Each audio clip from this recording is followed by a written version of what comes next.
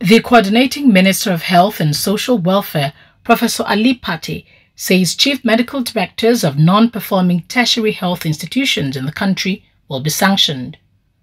Pate gave the warning in Abuja while fielding questions from newsmen during the third edition of the Ministerial Press Briefing series initiated by the Federal Ministry of Information and National Orientation. He, however, said there has been a significant increase in patient attendance at federal tertiary hospitals, a testament to the improved quality of care and confidence in the nation's healthcare system. He said government would ensure that every Nigerian has access to world-class healthcare when needed. He also emphasized that the CMDs have been notified to ensure that gunshot victims are treated immediately without having to present a police report. I want to put all our federal tertiary hospitals on notice that the Minister of State and myself will make surreptitious visits to those facilities unannounced to see what they are, so they should be ready that we will.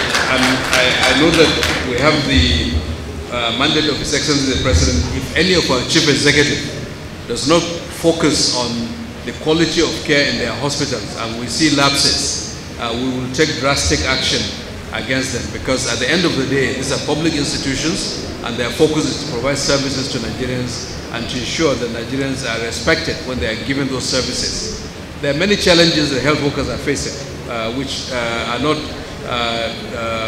let's say, new, but we acknowledge them and we're working very hard to see how we can remediate them. And even though they are facing difficulties and we appreciate them, we also have signaled that it's important that we pay attention to service delivery and the quality of service delivery, and we will be tracking that, and we have put our chief medical directors on notice on that. On gunshot, we have stated it, I had publicly stated it, and my colleague the Minister of State had stated it. We have written to IG. I know that it has been signaled. The issue is the non-public facilities, the private facilities. Some of the state facilities may not be paying enough attention.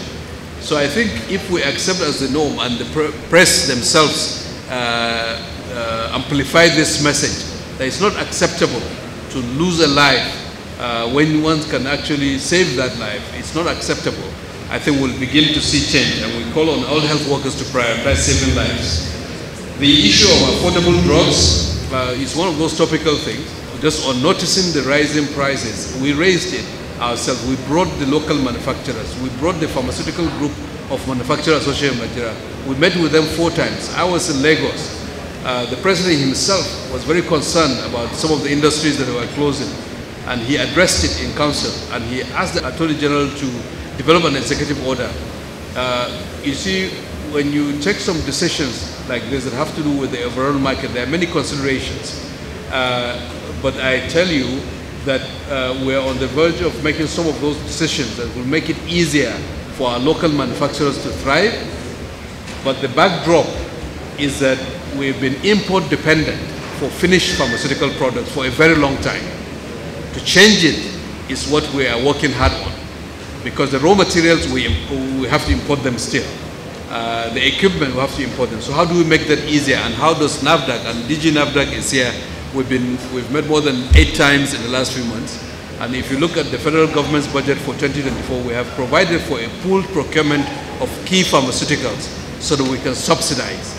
And we call on states to also mitigate some of that impact, and some of our philanthropists, so that we make it easier for Nigerians. Those who are poor, they should not die because they don't have medicines for their diabetes or for hypertension or some other things.